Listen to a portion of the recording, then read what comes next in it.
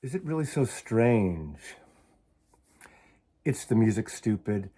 I've collected a handful of albums. Usually I do five here, but last time and this time I'm concentrating on one artist, and this is the best band of the 1980s, the best rock and roll band of the 1980s.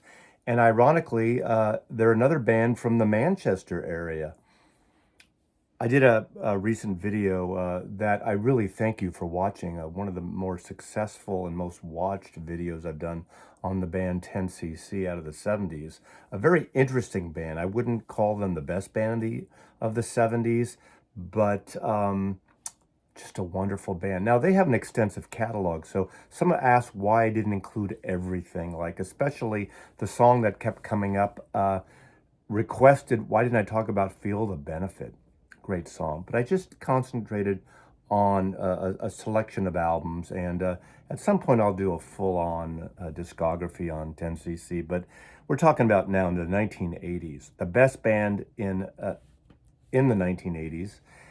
And I got into them totally accidentally because my friend, a couple friends I had who worked at Warner Brothers Records, promo people at Warner Brothers in San Francisco, gave me a promo copy of this album. Of course, the band is The Smiths. What was great about, and this is 1984, by the way, what's great about The Smiths is they were sort of the antithesis of all that synthesized, keyboard-laden crap that came out during that decade. Now, I love a lot of music of the 1980s. I like a lot of that stuff. I was more into the post-punk scene, but there's nothing bad about those songs, although they have a certain sound that sometimes, to me, becomes dated. And what was great about this band, they seem like this totally live band on their records. There was a great live sound to them, and what a great quartet this was. And I got this record, and I actually recognize this cover image because this is the actor Joe D'Alessandro from a film. I believe the film is Flesh that Andy Warhol directed. So it's a clip off his film. And at the end of this, there is a click-through video that I did several years ago of my entire Smiths collection, including all the 12-inch singles. Now, I don't have every single one, but I think they're amongst the best designed, consistent record covers of almost any band ever. Morrissey really art directed them, oversaw all the images, chose the selection of images. In some cases, they're heroes to him. They're gay icons in other cases, but it's just a really striking set of images. Now, they only put out four proper studio albums their entire career from what, 84, 85, 86, and 87 or 88, I guess, 87. And then there's a live album and several compilations. So this is not a complete video of their entire discography, but wait, it kind of is. But not of all the singles, and I'm not going to instruct you on how to get their entire catalog. But this is the best band of the 1980s. They're so original. They're so great. There's a sense of humor to them. I just realized now as that comes out of my mouth. That's the thing also I loved about 10cc. Now, of course, the Smiths and 10cc sound nothing alike, but there was a certain sense of humor in the lyrics of all the songs by 10cc, and Morrissey lyrical content here is just spot on and on the edge at times. Also, there's a link below to another channel. My friend Arnaldo, Fidelio's Frequency on the East Coast, he has the most incredible Smiths collection anyone I know. So there's a link to that video if you want to see pretty much everything. More than I have. I don't have, all the 12-inch singles, but I do have all the proper records. So 1984, this record was given to me. I think it sat on my in pile for maybe a week or two. I finally put it out, put it on the turntable in 1984, and that first track that has this repetitive drum beat, almost no chorus until later on, maybe two-thirds in a way, it breaks. And it's the song Reel Around the Fountain. I was gobsmacked by that song. There was something about that song that just hypnotized me. Reel around the fountain, slap me on the patio. I thought it was hysterical, and it was dirgy and dark and sort of depressing, but I just loved it. And I have a friend, her name is Karen, one of my best friends. Uh, I said, I got to play this. And I put this album on a cassette and I had it in my car literally for months. I kept playing this song. And we drove up by Court Tower in the parking lot. No, it's not that kind of thing. We're just totally good friends. But she has a dark side to her sense of humor. And I played this album and I think she just fell in love with it as well. But every song on here is really great. Now, they really didn't catch on in a big way on the charts, on the radio charts in America like they did in the UK. But, FM radio, college radio especially. We had KUSF in San Francisco, the college radio station that was a pretty substantial, wonderful station, would play the Smiths all the time. And that was about it. Miserable Lie, Pretty Girls Make Graves, The Hand That Rocks the Cradle. Of course, This Charming Man, I would learn, would be one of their first singles, if not their first. Still Ill, Hand in Glove, What Difference Does It Make? I Don't Owe You Anything, and Suffer Little Children. Every song on here is a classic song, has become a classic song. A wonderful record. What was really great about this band, too, first I got Morrissey's kind of self-absorbing, dark, depressing lyrics, self-deprecating in a way. You have to be in the mood, but dark music and music like this that seemingly is depressing on the surface, I just love. I mean, that's why I like the darkness of a Leonard Cohen or a Nick Cave. And I'm not saying these all artists are the same, but I think they have a thread that runs through this type of music. It's kind of depresso music in a way, and personal songs that to me just spark something. And what's great about that, not the rhythm section, obviously, is great too, of Mike Joyce on drums and Andy Rourke on bass guitar, but also the key is Johnny Marr. Johnny Marr is one of the most incredible guitar players and a very unique player. So Johnny Marr would write all the music, and of course Morrissey wrote the lyrics, but Johnny Marr was unique because he was one of those rare guitar players. I can't think of anyone else specifically off the top of my head who has a sound like Johnny Marr, where he plays rhythm guitar that also has some lead flourishes in it. So it's not just a separate lead and a rhythm. He kind of combines them. And it's, maybe Mark Knopfler would be one. Again, not the same sounding, but can mix that in, doing the rhythm and the lead at the same time, and a very interesting picking style. But the melodies on here too. Hooks galore. So this is the first album. Now, again, only 4 albums, but I'm going to kind of go at least how I got them chronologically. Next, I got an import of Hatful of Hollow. This came out, was imported, picked it up at Tower Records. This was not initially released in the United States, only United Kingdom. It contained live tracks from the BBC and some B-sides of singles that weren't on that first album.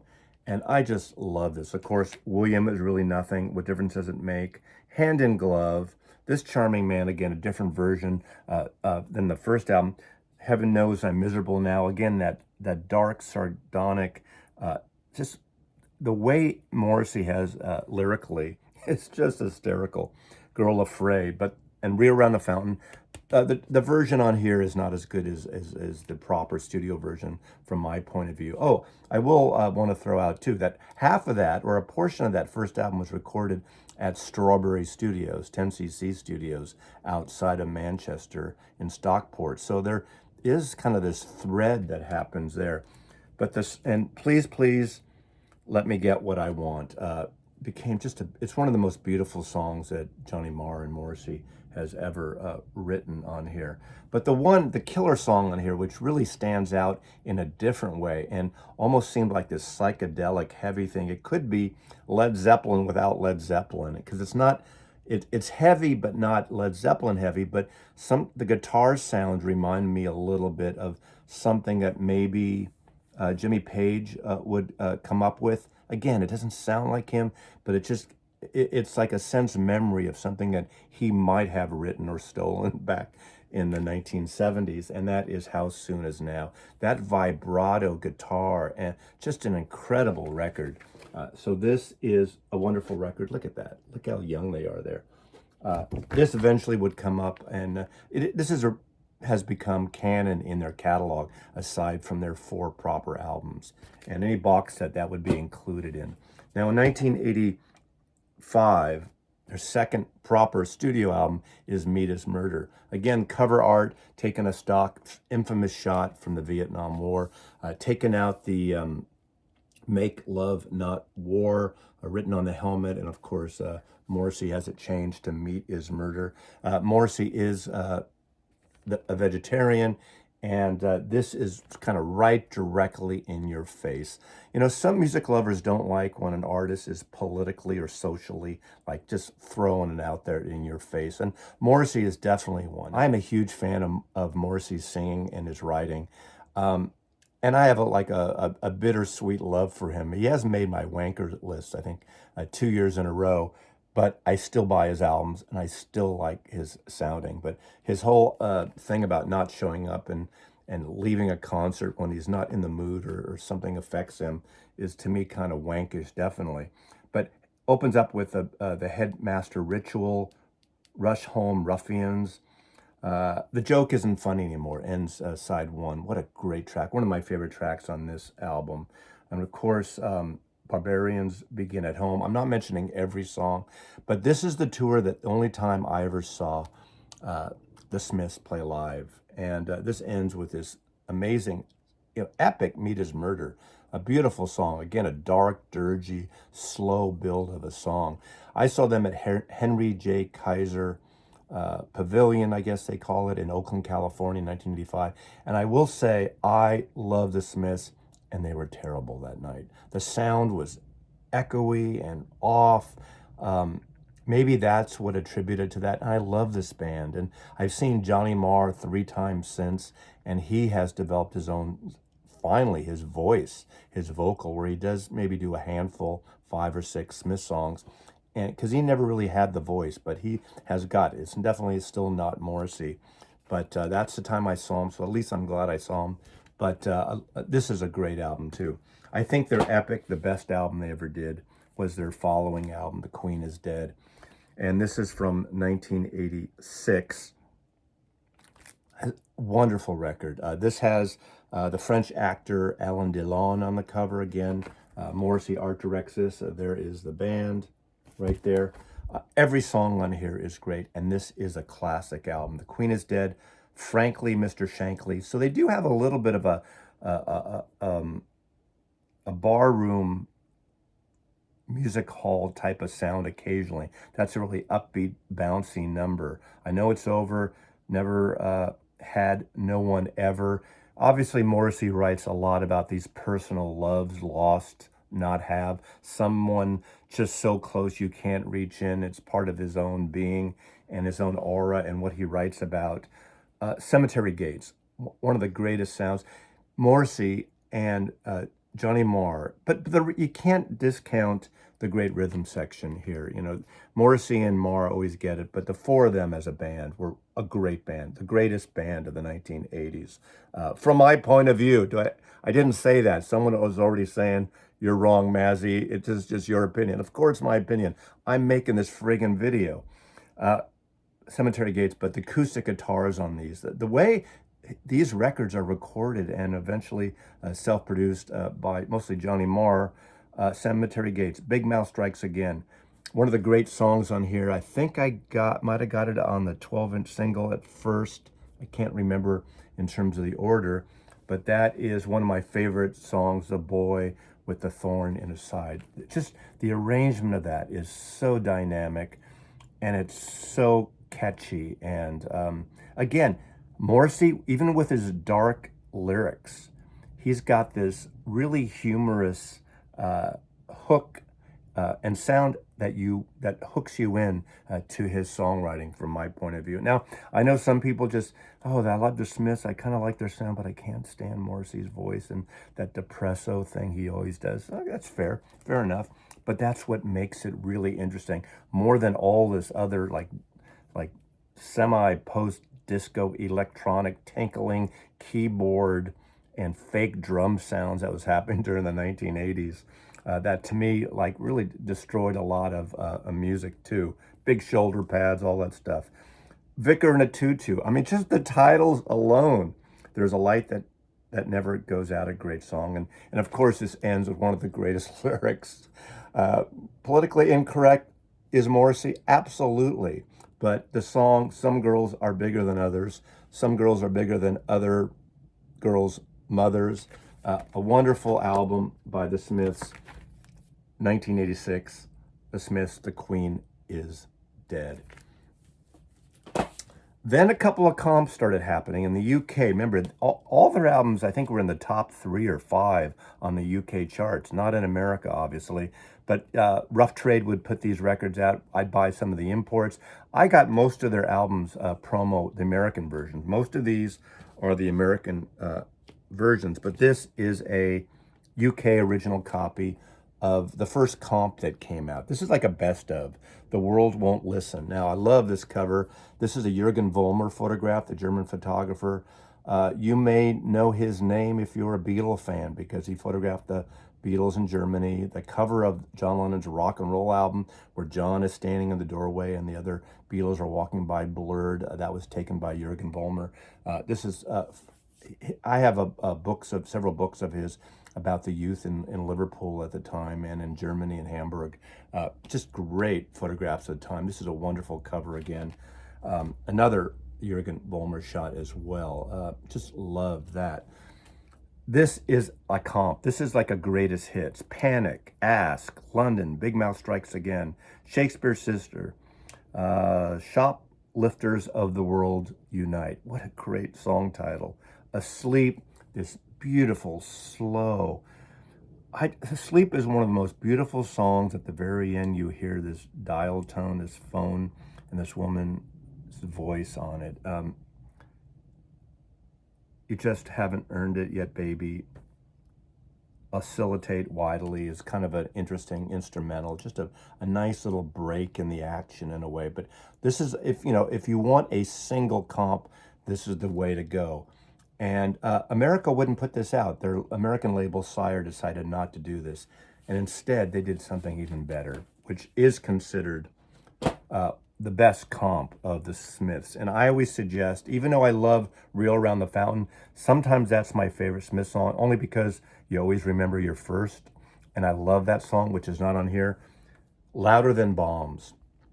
This is the comp, the double album that Sire Records put out. And it wasn't initially put out by Rough Trade in the UK.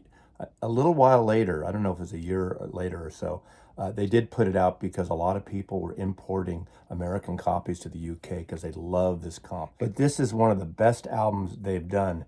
This is Sheila Delaney, a British playwright, this young woman, I think, who started writing plays at 19, published about unwed mothers, single mothers at the time in England. And of course, Morrissey uses this on the cover. A wonderful comp. Lyrics to all the songs. Of course, this has a lot of singles, A-sides, and B-sides. So this is a must. Even if you have the 4 proper albums, you have to have this. And Hatful of Hollow, I would say. But even if you don't get Hatful of Hollow, this is the ultimate record. Him and Johnny Marr are great at melody and really wonderful balladeers as well as rockers. They're not like hard rock in the sense of in your face. They're not a punk band. They're a post-punk band. They're a rock band. They just have great songwriting. They're unique, and I don't think there's anyone like them. That's why, to me, they're the best band of the 1980s from Manchester, England. The Smiths. Hand in Glove again is on here again, and it ends with that song I said, Asleep. Please, please, please let me get what I want. Became kind of a, American popular song because of one of the John Hughes movies. He would use some Smith songs on his 80s teen films as well. But what a great comp. One of the best comps ever. And then their final studio album, Strangeways, Here We Come. The cover actor here is Richard Davalos, an actor who was opposite James Dean in the film East of Eden. What's great about it, he didn't use actors that were particularly well known of most of the viewers. As I said earlier, the Smiths have one of the best conceived consistent covers of most bands. Of course, Hypnosis working with 10cc and Pink Floyd and others. You got Peter Seville, who did the Factory records, New Order and Joy Division, that series, a certain consistency. Von Oliver, V23, who did a lot of the 4AD stuff. I love that consistency in art direction. And of course, this is one as well. I just love this. Now, I think this is Johnny Marr's favorite Smiths album, and I really like it. A rush and a push, and the land is ours. I started something I couldn't finish. Death of a disco dancer. Girlfriend in a coma. Again, my two favorite songs here are Girlfriend in a Coma, hysterical song. I mean, he's someone who totally gets away with this kind of lyricism. Just wonderful. Stop me if you think you've heard this one before. Last night I dreamt that somebody loved me. I mean, I'm so sad, so depresso Morrissey here. Probably my favorite song on this album, aside from Girlfriend in a Coma, is Paint a Vulgar Picture. And remember, this is back in the 1980s, and it's so true today. Let me just, out of all these, this is the lyric I want to read you a little bit of. At the record company meeting, on their hands a dead star, and oh, the plans that they weave, and oh, the sickening greed. At the record company party, on their hands a dead star, the sycophantic slags all say, I knew him first, I knew him well. Reissue, repackage, reevaluate the songs, double pack with a photograph, extra tracks and a tacky badge, A-list, playlist, please them. The whole thing about repackaging. Now, I buy repackages, I buy extra things, but it's so ironic that, based on where we are now with all these reissues and box sets, guilty as charged. Morrissey's singing about this back in 1988, The Smiths, their final studio album. And then to close it out, just a couple little extra things that maybe are inessential unless you're a completist, but their only live official recording was Rank, 1988. This is recorded 2 years earlier, 1986, in London. This cover is Alexandra Bastido, a British actress. I was not aware when I first saw this. I thought this was Twiggy. But this is a Smith Rank, pretty good live album. So if you want to hear them live in a better way than I did in Oakland the year prior to this, this is kind of a nice album. Again, I was getting promos of all these albums. This is not just a Sire record promo. And finally, for the completist, their best album, from my point of view, as I said, was Queen is Dead. This box set came out several years ago. And what I love about this is, first of all, not only the cover art, but the music on here is wonderful. In here, you have rejiggered covers. You have the proper album, a remastered version. I already have a version original, so I don't think this really adds anything except for this black rather than the green cover style. I love the print they did on this. I love the version, adding this photograph at the back. Different interior. Fantastic album, as I said earlier.